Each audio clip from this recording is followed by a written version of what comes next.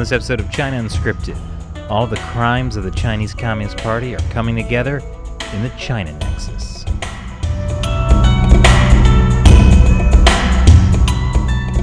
Welcome to China Unscripted. I'm Chris Chappell. I'm Shelley John. And Matt Gnazda will not be joining us today. What with the whole Twitter files thing and all the talk of the Hunter Biden laptop story, he's been re-traumatized, remembering when we forced him to watch all of the Hunter Biden. That's not why he's not here. But okay, it's a better story. It's a better story. Anyways, joining us today once again is Benedict Rogers. He's a human rights activist and the co-founder and CEO of Hong Kong Watch. And he's got a new book out called The China Nexus, 30 years in and around the Chinese Communist Party's tyranny. Ben, it's great to have you back on the podcast. Thank you very much. Great to be with you, as always. Yeah. So, I mean, you've been talking about China for so many years now. Why did you feel this was the time to write this book? What did you want to accomplish? Well, when I thought about writing the book, I realized that actually, although there are thousands of books on China out there, there are actually almost none that put together the sort of litany of human rights horrors committed by the Chinese Communist Party in one volume. There are some excellent books on Hong Kong, some excellent books on the Uyghurs, on other aspects of China. But there are none that I could think of that put the Uyghurs, Tibet, Hong Kong, the persecution of Christians, the persecution of Falun Gong, forced organ harvesting, the crackdown on lawyers and civil, the list is really long. And on top of that, Taiwan and the Chinese regime's complicity with atrocities in the two neighboring dictatorships of Burma or Myanmar and North Korea. And as I thought about it, I thought there's a need and this is a time to write the book. I don't think when I started writing the book that I could have predicted just how timely it would be. And over the last few weeks, obviously, as the book has been launched in different places, the CCP has helpfully given regular new news hooks coinciding with the book. But those are the reasons I wrote it. Does that mean you're one of these hostile foreign forces that had sparked these protests? It was all just to promote your book. To promote your book. Well, no, but certainly it was very convenient that the CCP decided to continue its really draconian COVID restrictions that led to those protests. So it was good timing.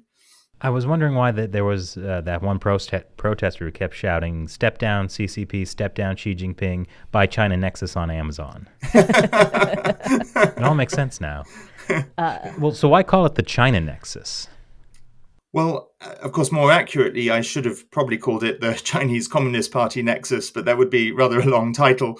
I do make very clear in the book that I make a distinction between China and the CCP. And I love China as a country, as a people. It's the CCP that I oppose and critique. But the choice of the word nexus is basically because the CCP is the common factor in all the issues that I explore in the book, both within China, but also the threats externally to Taiwan, to our own freedoms, and the complicity with atrocities in Burma and North Korea. So, the word nexus is the important word in terms of highlighting the fact that the regime in China is a connecting point for all these issues. Well, it is interesting. Like, I realize we always kind of compartmentalize how we talk about the Chinese Communist Party. Like, not just us, but like broadly speaking, it's like you have the people who will focus on like the national security issues, and you'll have people focusing on like Taiwan or the South China Sea. Human rights is its own separate compartment. But it is kind of interesting to sort of bring all this together. This is going to make it hard to find like the punchy YouTube title that sums everything up. Well, I mean, I'm kind of amazed that you managed to fit all this in a book. Yeah. Well, it was, yes. I mean, it certainly was a lot of work. I did over 80 interviews with Uyghurs, Hong Kongers, Tibetans, Chinese dissidents, Falun Gong practitioners, and policy experts, China watchers.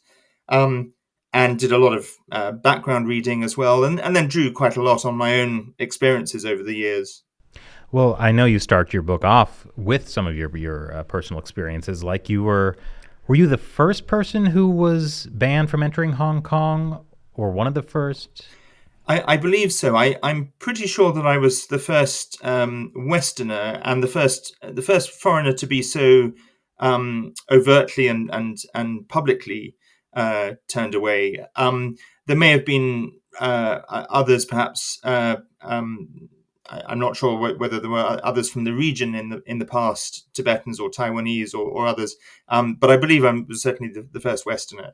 So how do you feel about that whole situation looking back now, 5 years later? Because I had kind of forgotten exactly how that all went down. And reading your book, it seems that you had some forewarning that you might get banned, but it seemed like nobody was actually taking it seriously, that the CCP would actually go that far.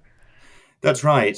So I had a telephone call a few days before I was planning to fly into Hong Kong from a British member of Parliament who is a friend of mine, is someone who's certainly supportive of what I do, but had some channels of communication with the Chinese embassy. And he had received a call from the Chinese embassy saying they'd found out I was planning to go. They wanted him to tell me not to go, and that I might be denied entry if I did go. And he certainly wasn't telling me not to go, but he was giving me this forewarning. And I took advice from, I won't name them, but from some very prominent pro-democracy people in Hong Kong, and also some key political figures in the UK. And all of them said, based on their own experience and their own expectations of Hong Kong, that they thought this was the Chinese embassy trying to sort of bluff and intimidate me into not going.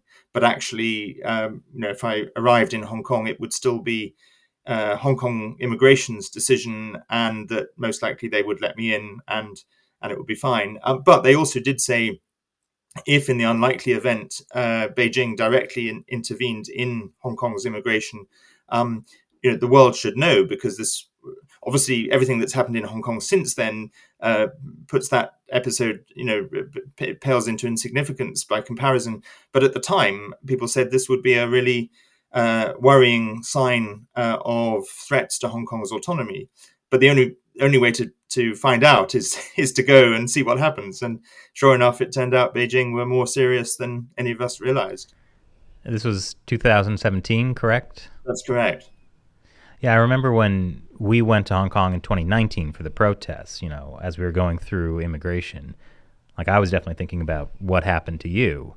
And, fortunately we made it through, but I remember being just somewhat disappointed. Like, really? No. What has been done that we haven't? Like, why do they not care what we're doing? Are we insignificant? I didn't want to get denied and then have to take a 16-hour flight right back to the U.S. Oh, that yeah, I know. I mean, I was happy about that, and it was good to be there for the protest, especially the 2 million person protest. But there was like a little bit like, I enjoy flying under the radar. Chris apparently just wants to get arrested by Hong Kong immigration. I just like hearing my name. Actually, around the time we went, Zhou Fengsuo got denied. That's right. It was like a week after we made it in, and I was texting with him because he had just gotten denied entering Hong Kong. He managed to get them to send him on a plane to Taiwan instead of having to turn around and go right back to the U.S. But a number of people started to get denied in 2019. But I guess, Ben, you're so special that you were just like the special person who got denied like 2 years before that. Well, as you say, quite a lot of people have followed, including people like Ken Roth, at the time the head of Human Rights Watch, and of course there was the case of the Financial Times journalist Victor Mallet, exactly a year after, almost to the day after my being denied entry. His journalist visa in Hong Kong was revoked and he was kicked out. So there've been a few since me, but I guess I was the guinea pig that they started with. Well, definitely now after the national security law, I think we are all effectively kicked out of Hong Kong. Yes. I imagine you won't be trying that again. I certainly won't be, not just because I was denied entry 5 years ago, but also because, earlier this year I was directly threatened by the Hong Kong police and the National Security Bureau under the national security law with a potential prison sentence. So I wouldn't even transit in Hong Kong. Yeah. I think word is right now, as of when we're recording it, there's some talk that Apple Daily founder Jimmy Lai might be tried in China. Oh, a Chinese official suggested it. And Yeah. it's not clear how much of a threat that is, I guess. Yeah. So definitely, I think there is a possibility that if like people like us tried to go to Hong Kong, we could find ourselves in a Chinese court. We'd probably be fine, Chris. Why? Why don't they care about us? Okay, just because you haven't gotten threatening letters sent to your neighbors telling them to watch you like Benedict has, doesn't mean you're not special. I think that does. I think that does mean exactly that. Now in your book, it's interesting how like you travel a lot and you've been to like East Timor and the Maldives. Ben? Maldives, I would say. Yeah. Thank you. But wherever you go, you said that China is still an issue in those countries. Like, tell us about that.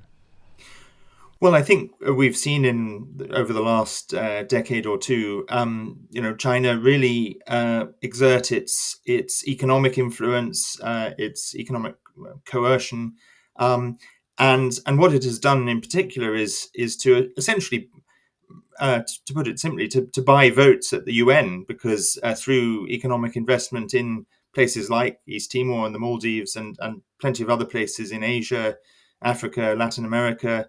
We've just seen Xi Jinping in Saudi Arabia these last few days.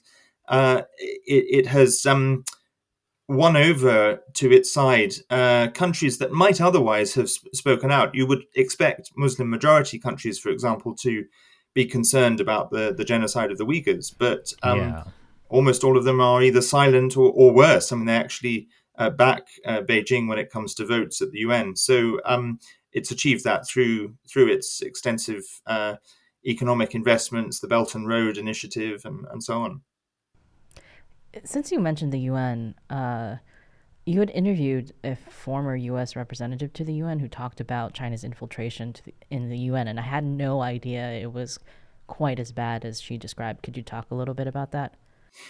Yes, so I was really shocked because I knew about the extent of China's influence in terms of positions it holds within different UN bodies and the ability to defeat resolutions. But what I also didn't know was that it basically has penetrated right into the office of the Secretary General. I had always wondered why Antonio Guterres had been so silent on the Uyghur genocide, on Hong Kong, and pretty quiet also on the issues in Burma and North Korea.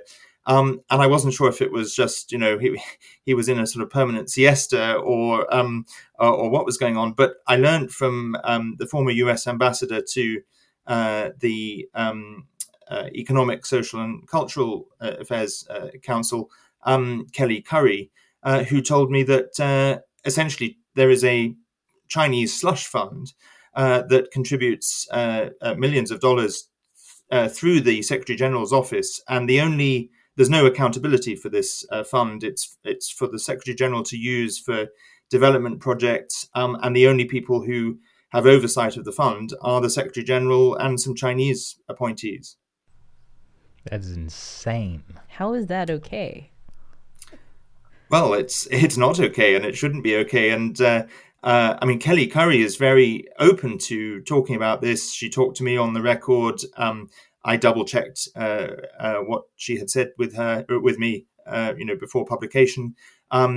And she's offered to talk to other journalists. She actually says that I'm the first person to report what she's claiming, and she hasn't been able to get other journalists to report on it yet. But it's clearly not okay. Do we know any journalists who would want to talk to her? Wait, us? Yes, absolutely. Yeah, please pass the contact over. Yeah, absolutely. I look forward to becoming even more shocked about the state of the UN. Yeah, it's amazing just how horribly corrupt the UN is. Well, I mean, I think there had been a bunch of scandals involving China for a number of years ago too. Mm-hmm. I can't remember the particulars now, but they had definitely gotten in trouble with bribing some officials and things like that. Yeah. Yeah, this is kind of on the top of my mind because we talked about it on an episode recently, but just sort of how, like, back in 1999, there was this agreement between the U.S. and China to, if China gives access to the Chinese market to U.S. companies, the U.S. would help push China's entry into the WTO. And that kind of sparked, like, this whole new era of globalization. Globalization was happening, but a new era in globalization where it seemed like people were like, hey, we can find a way to work with dictators and authoritarian regimes, and this will help make those countries, particularly China, it'll help them reform. And now it just seems like, looking back on that, the complete opposite happened. It just spread corruption to every corner of the world.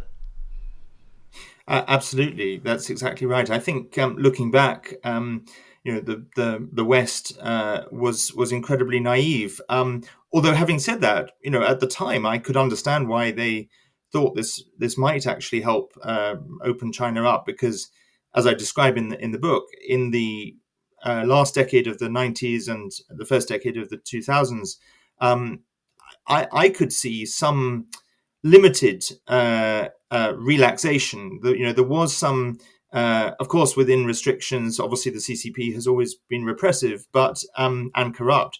But you could see in those years some limited space for civil society, some limited space for some religious practice. Although, of course, the persecution of Falun Gong also began during those years. But I met Chinese human rights lawyers during those years who had some space to actually try to defend human rights cases. But in the last decade or a bit more, all of that has disappeared, and the CCP has really intensified its repression and launched a total crackdown on all of those small openings that we did see during those years. So it does seem now that actually China's economic growth and its access to the WTO has done the opposite of what we all hoped it would achieve, and it's actually led to a corruption of the multilateral institutions and a real threat to our own freedoms rather than a liberalization of China. Yeah, I think a lot of things, and I feel like 2008 stands out in my mind when it comes to things like human rights lawyers and things like that, because it seemed that until China kind of cinched the hosting of the Olympics and managed to pull that off, they were a little bit more. I mean, I think that, like, people were able to try to push the envelope a little bit in terms of some of the civil society issues, but there were obviously still red lines. Like, maybe you could defend somebody against a local government who had, you torn somebody's house down, and maybe you could win a case against that. But as soon as you did something like Gao Zhishen had gone from being a lawyer that was, like, praised by the CCP for taking on some of these, like, medical malpractice cases and, like, going against some, like, corrupt local governments, and then when he started to talk about Falun Gong, like, that was, he became a Christian and started talking about Falun Gong, like, that was, like, the absolute line, and then he was disappeared. Tortured, disappeared. But it seemed like around 2008, like, and after that, a lot more human rights lawyers started to be disappeared, and that space started to shrink because they had already gotten what they wanted, which was, the fanfare and triumph of the Olympics. Yeah. Well, I think really, like, you see how China used the money coming in from the West as well as the technology. Once they had that, they were able to build the system they wanted. The systems they put in place to persecute Falun Gong has, then just been expanded to Uyghurs. They built the Great Firewall, thanks to the West again. Like, I don't think zero COVID could have happened if China didn't get the money and the technology from the West that it was getting in that period of time. I think that's exactly right. And I totally agree about 2008 being the turning point. And I, again, described this in the book, where partly because of China, the CCP, getting what it wanted. But also, I think at the same time, it saw, within China, the Charter 08 movement, Liu Xiaobo, who was, of course, arrested that same year, 2008. And they saw in subsequent years, the various, what we call the color revolutions around the world. And I think it probably felt that they had allowed that space to go too far, and they felt threatened by it, and didn't want an equivalent of a color revolution. And so I think that combination of it having achieved what it wanted to achieve with the Olympics and being fearful of space allowing dissent that could challenge the party caused it to crack down. So I guess to zoom out again, like you talk about all of these different issues.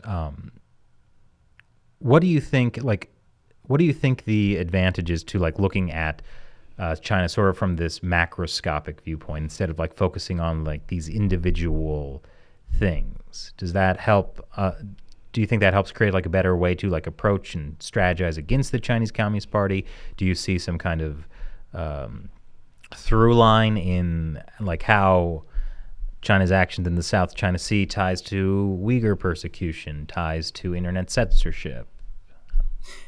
Yes, I mean, I think it's helpful to see the common thread between all these different issues of repression, persecution, atrocity crimes, and the aggression beyond China's borders. And I think both for the Western reader who wants to understand what's going on in China, seeing these different pieces of the same picture together is helpful. But I also hope that it will encourage greater unity and collaboration, which we are starting to see between these different groups, between Uyghurs, Tibetans, Hong Kongers, Falun Gong, Chinese dissidents and Chinese Christians, and Taiwanese. I mean, I've often said that both among them and among Western democracies as well, I would really like to see us build a united front to counter their united front. It sounds like what you're talking about is actually the CCP's worst nightmare. Yes. Well, every communist society tries to divide people, make them afraid or mistrustful or hate other people, because they understand that once people actually get together, they'll realize that the real enemy is the Communist Party. I think were we talking to Anna Kwok about this? We had Anna Kwok from the Hong Kong Democracy Council on a couple of weeks ago on the podcast, and she was mentioning some of the challenges of building kind of this movement in exile for Hong Kongers. And she said one of the things is that when they were protesting in Hong Kong, there was this sense of absolute trust among all the protesters and the people supporting the protesters, but that since the protests have ended, the CCP has done their best to kind of sow distrust, and overcoming that is quite a challenge. Yeah, that they were largely anonymous to each other for security reasons, and then the party finds one person and gets them to reveal information, and then everyone's like, oh, who ratted me out? And it just destroyed the trust of a group that was incredibly close.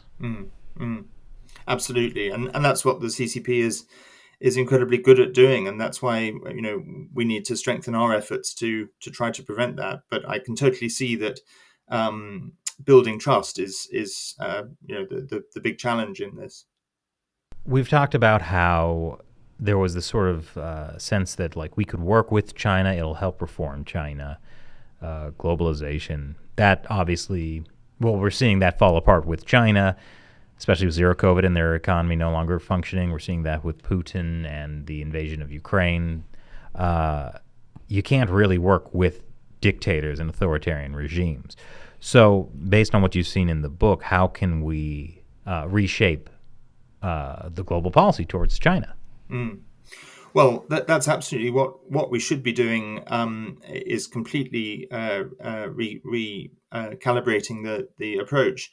I've never been someone who says that we shouldn't engage with China, because I think with a country that size and with that influence, you can't really not communicate. And even at the height of the Cold War with the Soviet Union, we had points of contact with them. For me, the question is not should we engage, but how to engage, on whose terms, with what objective, and in what ways. And so I think we should be certainly reevaluating the economic relationship, if not decoupling, at least certainly significantly diversifying our economic relationships, so that we're not dependent on China. We should stop having Chinese investment in critical industries and sectors, and we should be looking at punitive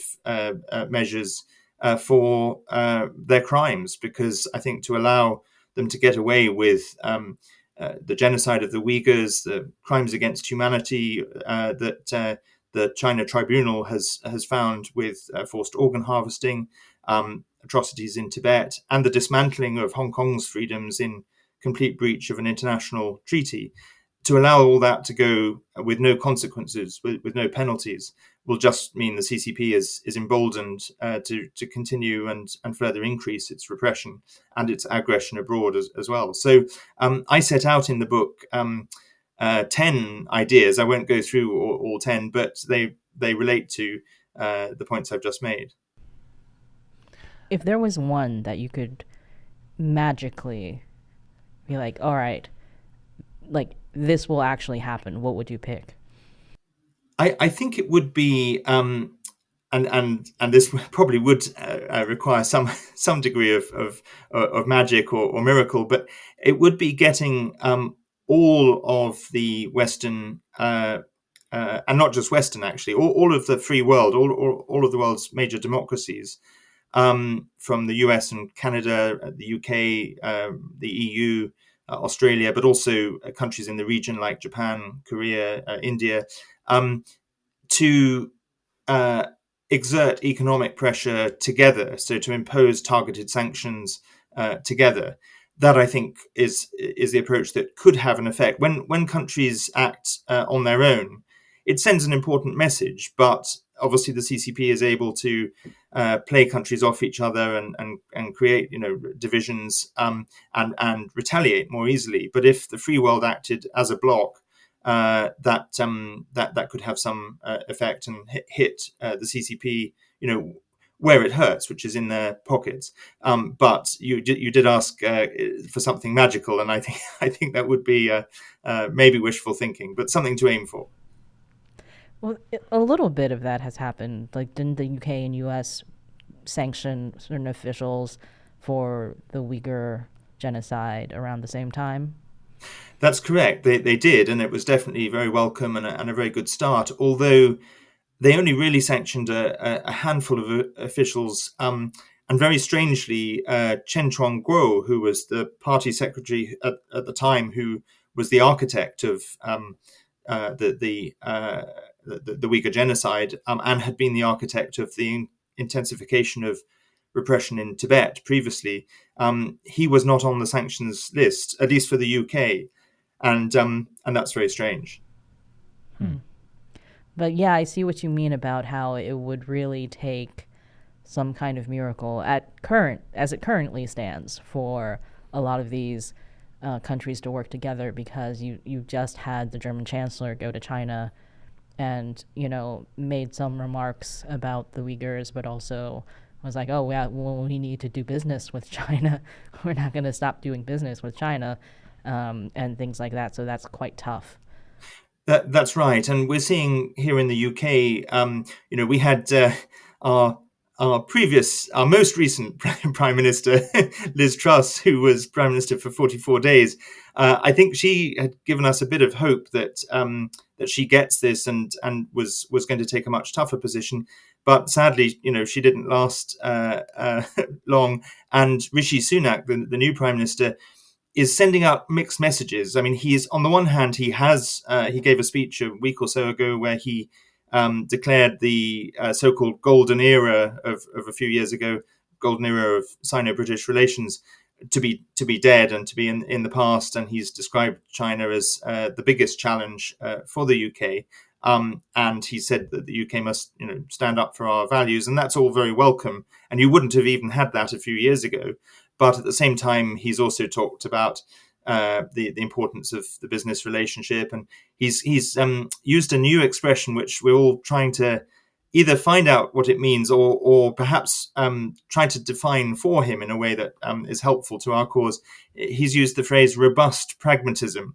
And depending on what that means, that's either rather worrying or, if we define it for him, and, I would like to see a robust foreign policy, but I don't mind it being pragmatic as well, in the sense of working. We want it to be practical.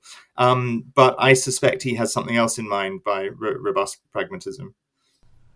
Well, if China is able to have a secret slush, not even secret slush fund to the head of the UN, I wonder what else is happening around the world. That is very pragmatic for the UN. It's very robust too. I'm sure it's robust. Yes. Now, I know you mentioned briefly here the China Tribunal, and in the book, I didn't know this, but you had a pretty important role in that. Well, yes. So I came into the issue of organ harvesting in around 2016, when the Conservative Party Human Rights Commission, which I'm the deputy chair of, was holding an inquiry on human rights in China across the board. And Ethan Gutman, who's one of the world's experts on the issue of organ harvesting, wrote an excellent book called The Slaughter, got in touch with me. I didn't know him up to that point. And he summarized his findings. It was around the time that he, David Kilgore, and David Matus were doing their update report, where they put their research together. And I listened to Ethan. We had him testify at our hearing. We then had Anastasia Lin come and speak at the hearing. And I was initially, as I think a lot of people are, kind of open to hearing this, but also a little bit skeptical, because it's such a shocking atrocity, and of course it's so hard to prove. Unlike other human rights violations, there are basically no survivors, and the people committing organ harvesting are the doctors and nurses or surgeons carrying it out, and the officials ordering it. And so it's the level of evidence is much harder to find. But I as I listened to them, I felt it was they were sincere. I didn't think they were people who would make this kind of thing up. And so I became convinced and started advocating on the issue. But I felt there was a need for some kind of independent legal analysis. And I happened to know Sir Geoffrey Nice from work we'd done together on North Korea and previously on Burma. And so I asked Sir Geoffrey Nice if he would consider looking at all the reports and testimony and evidence that did exist and providing a legal opinion. And he said, why don't we do something bigger than that? Why don't we do an independent tribunal? And so I introduced him to the coalition working on forced organ harvesting. And that's how the China Tribunal came about. And actually, I had a small sort of catalyzing role in the Uyghur Tribunal as well, because almost as soon as the China Tribunal had concluded, there was a Uyghur delegation visiting London that I was helping to host. And I introduced them to Sir Geoffrey Nice. And he'd also, the Uyghur situation had come up in the China Tribunal because of organ harvesting taking place among the Uyghurs. So he was already interested in the Uyghur situation. And I introduced him to some Uyghurs, and that led to conversations that led to the Uyghur Tribunal. So other people did the work on both tribunals, but I had a tiny part to play just in kind of getting the ball rolling. Why do you think those tribunals were important? I think they were very important in both cases, essentially because the panel in both tribunals was made up of really top world-class experts in different fields, the law, academia, human rights, medical, medicine and medical ethics, and even business. But none of them were people who had a previous agenda on China. So they weren't made up of people like you or me who've been speaking about these issues for a long time. They were really coming to it fresh and with a degree of genuine independence. So they couldn't be accused of being long-time anti-CCP critics. And plus, of course, the fact that Sir Geoffrey Nice had been the prosecutor of Slobodan Milosevic. So, he knows a thing or two about atrocity crimes. And I think that gave it a real credibility. And also the way they, in both tribunals, really conducted the inquiries very rigorously. The hearings for both tribunals were all public. All the evidence, apart from perhaps some evidence that had to be withheld for security reasons to protect the individuals involved, but almost all the evidence is on the websites of both tribunals, not just the hearings, but all the thousands of pages of written evidence. And then in their judgments in both tribunals, they really approached it in a very I would say almost cautious way. So, for example, when I sat almost exactly a year ago today to hear the delivery of the judgment on the Uyghur Tribunal, I sat in the room with a few hundred other people as Sir Geoffrey Nice went through their conclusions. And he started on various counts of genocide by saying not proven. And he went through the list of each time it was not proven. And I was initially thinking, my goodness, they're going to be opening champagne in Beijing. And what have I done? This is really counterproductive. Until he got to the final count, which was on forced sterilization and forced abortion, where he said, proven beyond reasonable doubt. And it was on that count alone that they found genocide. And I think that has real strength because they can't be accused of throwing the term genocide around loosely. They showed this rigor, but on one count alone, genocide was proven. Yeah, I do think that for both the China Tribunal on organ harvesting and the Uyghur Tribunal, they lent another air, like a further air of legitimacy to these issues, like that of the Uyghur genocide, which a lot of there was a lot of debate about, like, oh, well, does it really count as genocide? Yeah. Et cetera. And then the UN report coming out recently and being like, well, it was crimes against humanity, probably, but not mentioning genocide. And with organ harvesting, of course, with nobody really wanting to address that it was happening at all, after the tribunal, suddenly you saw, and I remember this because we were in Hong Kong at the time, right? When it came out that, like, suddenly, you would see news reports from mainstream media who are like, oh, there's this organ harvesting happening in China according to this tribunal. Well, which was especially interesting because with the China Tribunal, they had people give testimony, and one of the people who gave testimony was Didi Kirsten Tatlow, former New York Times reporter. Well, she submitted written testimony. Written testimony, yeah. And like one of the things she said is she was at an event at Beijing Hospital where state officials were talking about the organ donation system, and she overheard two Chinese doctors talking about organ harvesting of prisoners of conscience. Oh, I mean, they talked to her about it, where one of them asked the other, that's not okay. There's another part where she overheard something. Yeah. Well, anyways, the point is she was like, oh, this is a big story, and she asked her editors for permission to start looking into it, and she said that basically she was told that's not a story the New York Times wants to cover. Yeah, absolutely.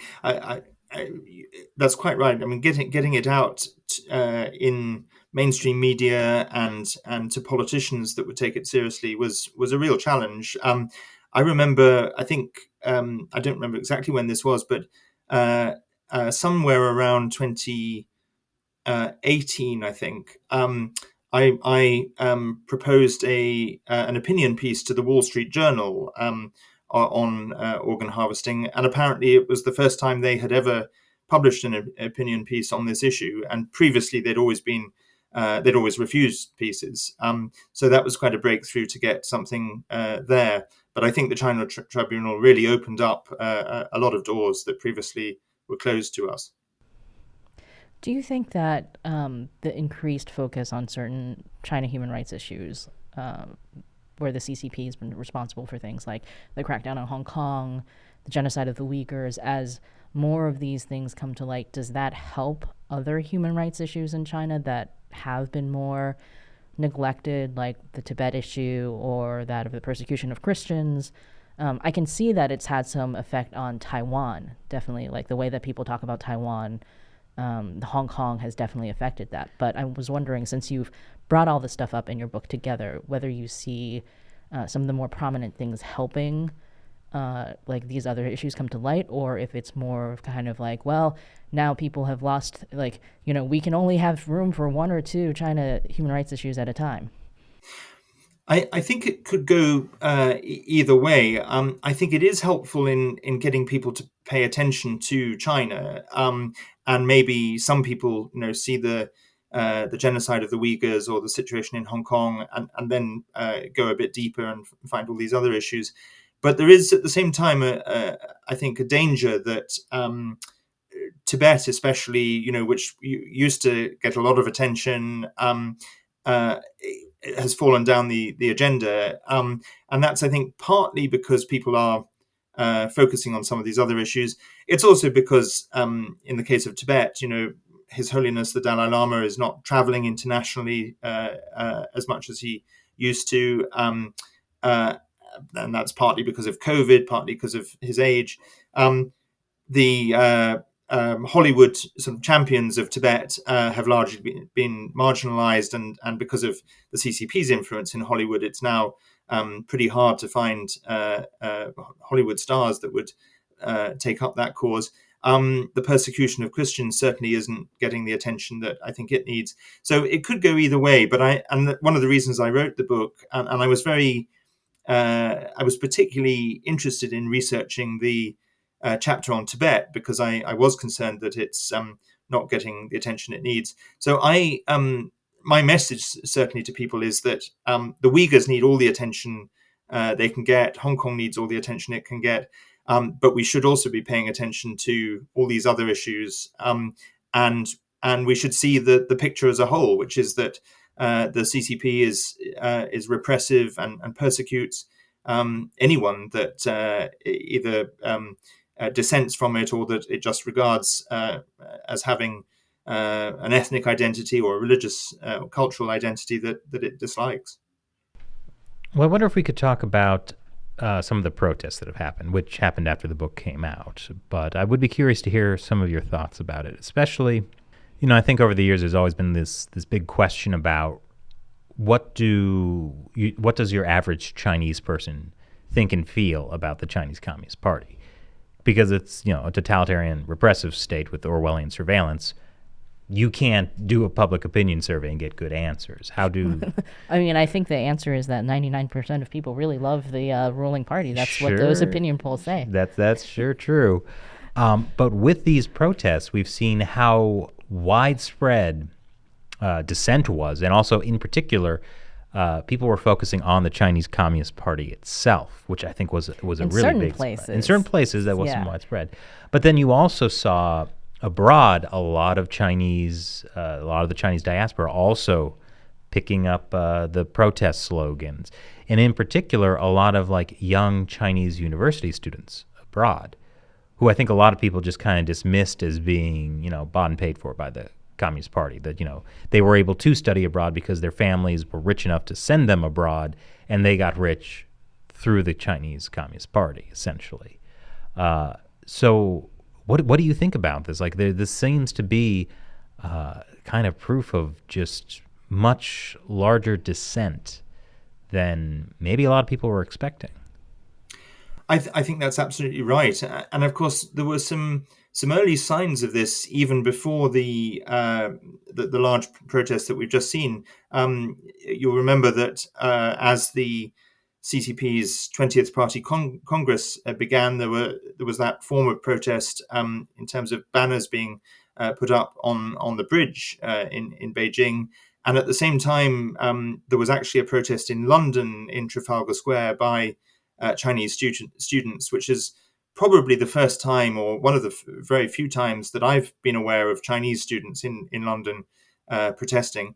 And then obviously it became much bigger, initially sparked by the impact of the incredibly draconian COVID restrictions and the fire in Urumqi.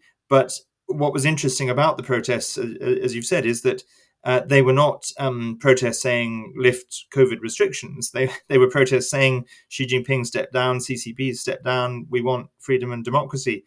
And one Chinese dissident has described it to me as the blank paper revolution. We had the color revolutions before. This was the blank paper revolution, where people held up pieces of blank paper to signify, a clear message that they're not free to say what they want to say, but implicitly it's clear that they don't like the repression and the surveillance under Xi Jinping's regime. And I think I would say that Xi Jinping has really broken what people described as the sort of unspoken pact between the party and the people that's existed over the last few decades, where the sort of unspoken deal was that the party would preside over economic growth that would really improve people's living standards. And as we said earlier, in the late 90s and early 2000s, allow some space for some freedom of expression, albeit within red lines. Under Xi Jinping, we've seen all of that freedom, not freedom, but all of that little space completely disappear. And at the same time, he seems to be hostile to private enterprise, to the entrepreneurial spirit that existed under his predecessors, and the zero COVID policy and all the surveillance.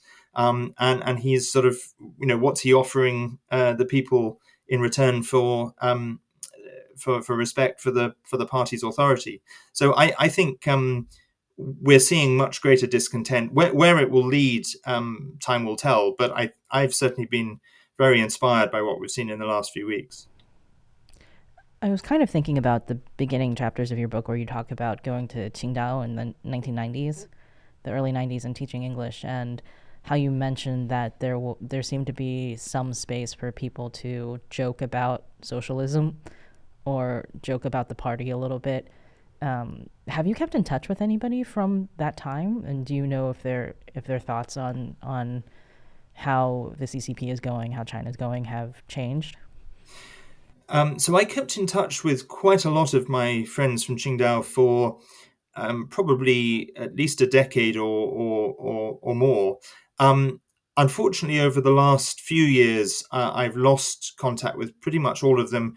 That was partly because people had moved on and we just lost contact. But it was also since I started being very public in my advocacy on China, I deliberately stopped contacting those that I had been had kept in touch with for their sakes, because obviously the more public I became, the more dangerous it would be for them. So sadly, I'm not in contact now with anyone that I knew then. Yeah, I mean, that's such a shame, because I feel like that part of your book kind of hints at what China could have become. Even though also 1992 was only 3 years after the Tiananmen Square massacre. But it does hint at if the CCP had taken a different route and had somehow not been the CCP and not been so repressive in so many ways, that that spirit of the Chinese people, that curiosity about the outside world, that entrepreneurial spirit, it clearly could have taken China in a different direction. Well, it's interesting because that was the whole idea of getting China into WTO, that if we give them money and access, that will help those reformers.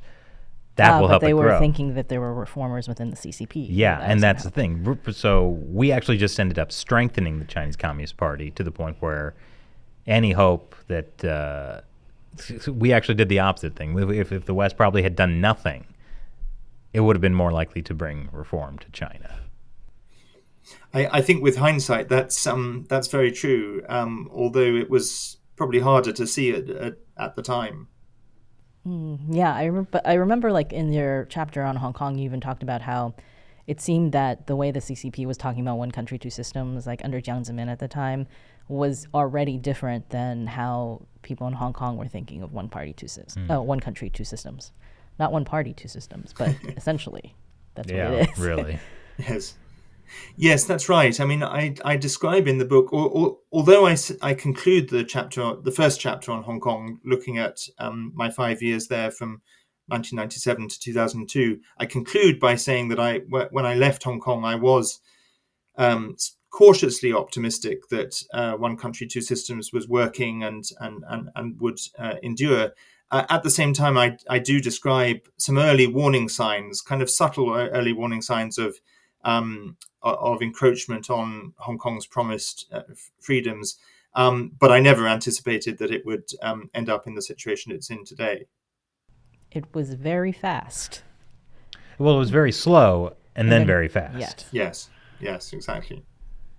So I guess moving forward, what do you think is next for you now that you've got this book out there? Because you seem to get your hands in all of the China pies. Yes. That's a good analogy. I certainly didn't set out to do that, but it has ended up that way.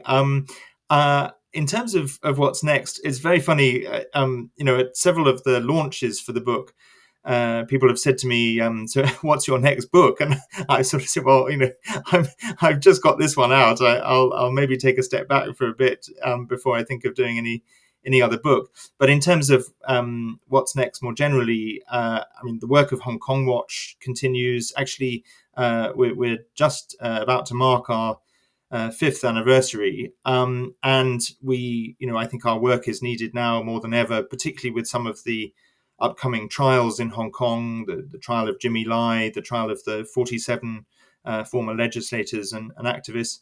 So a lot of work to be done there. I'll continue to be involved in all the other issues, and I think I don't have specific plans for this, but now that the COVID restrictions in Taiwan have lifted, I would be really keen to go back to Taiwan at some point and sort of strengthen my involvement in supporting Taiwan, because I think that's obviously the next. Now that they've dismantled Hong Kong, it's clear that their sights are set on Taiwan. No one knows what the time frame for that will be, but I think we all should be strengthening our solidarity with Taiwan. Guess we'll have to see who wins the Taiwanese presidential elections in 2024. It's gonna be a big thing.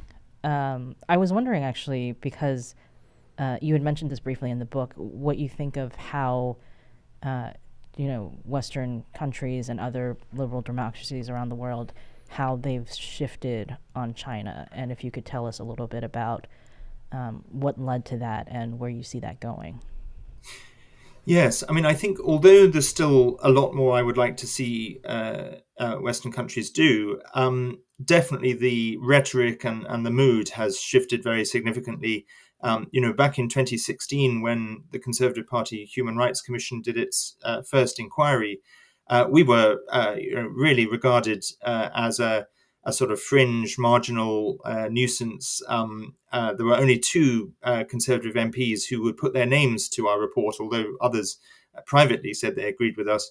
And now, what I say, I think is pretty mainstream, and in the British Parliament and in other countries, there are many more voices. So that's very welcome. And the shift from the British government, we're seeing it to some extent in Canada, in Australia, of course. And of course, in the US, it's probably the one issue that brings Democrats and Republicans together, at a time when politics is so polarized and divided. There does appear to be a real bipartisan consensus there, at least in diagnosing the problem. There may be differences over policy. I think the situation has really moved, but we need to. We can't rest on our laurels. We need to be alert to any backsliding in this, and we need to be pushing our governments to really follow through on the rhetoric with concrete policies, which which I set out in the final chapter of the book. I don't think we ever told you this, but pretty recently we did an episode about the UK's China policy, and YouTube age restricted that, which basically means like people won't be able to really watch the show. It kills the view of the episode, and it was so strange because it's. Oh, I know why they age restricted that one. Well, we can guess because they don't actually tell us. They don't tell us, but my guess for that one is that we showed a still image, because this is actually before the Conservative leadership election, so we were talking about Liz Truss and Rishi Sunak and their differing views on China and where that could go. And we showed a still image of Hong Kong police arresting protesters in 2019. And that, I think, was the thing that got this episode age restricted. Mm-hmm. Mm. Wow. But because otherwise the whole thing was just about British politics, so I don't, unless they think that that's inappropriate for people under 18, I can't imagine that was why. But it is, we've been having a lot of trouble with YouTube age restricting things for, like, anytime we show Chinese police, Uyghurs. When we've showed that fairly famous footage of the blindfolded Uyghurs that was leaked a number of years ago, the blindfolded Uyghur prisoners, when we've shown any kind of like harsh COVID methods, like people being like arrested in the street or something like that can all get us age restricted. Wow. Yeah. And people who don't sign into YouTube can't see the video. So it's not just people who are under 18. It is anybody who doesn't have a YouTube account can't look at it. And then YouTube will not show the video to anybody, essentially. So it is. Which makes me think of, what the China Tribunal found out about the New York Times. Like, we have so many problems with media and big tech just not wanting to help spread the word about what's happening in China, which is why it's so nice that there is a book that sort of is a good summary of all of these issues in one place. Oh, yes, if people read. If people read. I do think that it's interesting, Benedict, that you said that even in 2017, your commission, Human Rights Commission, seemed like a pretty fringe. Yeah. Yeah, absolutely.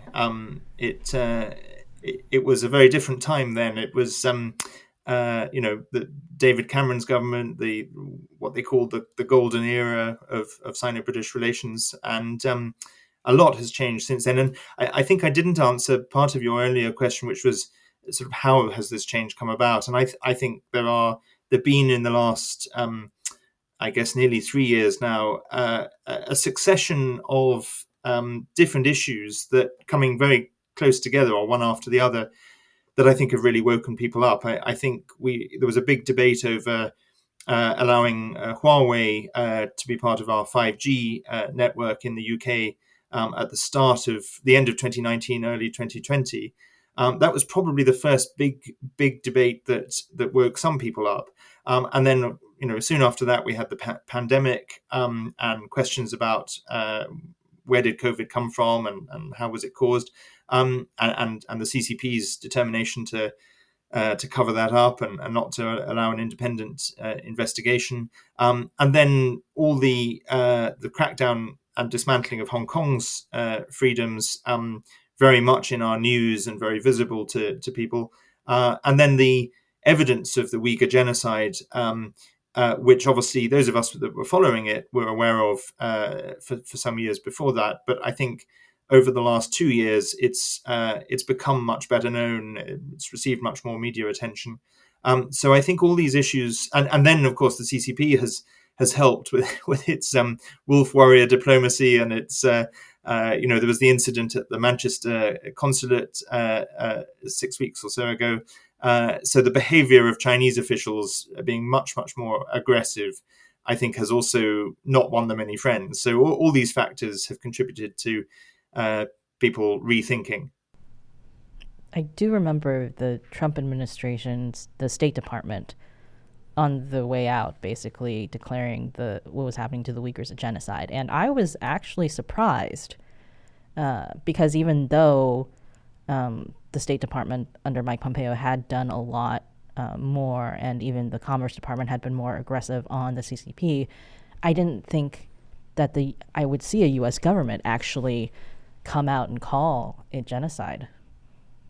Yeah, I agree. It was a really significant moment, which I also describe in the book. And I interviewed some of the people, Mary Kissel, who was Mike Pompeo's senior advisor, Sam Brownback, who was the ambassador for international religious freedom, and Kelly Curry, who I mentioned earlier.